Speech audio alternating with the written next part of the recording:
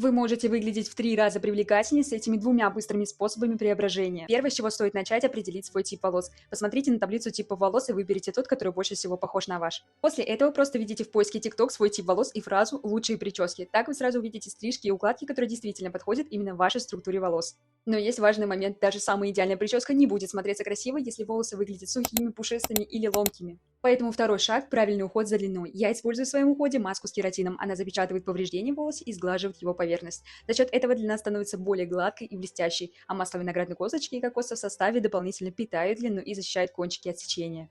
И самое приятное, что маска очень бюджетная, стоит всего 30 рублей, артикул на нее копируйте.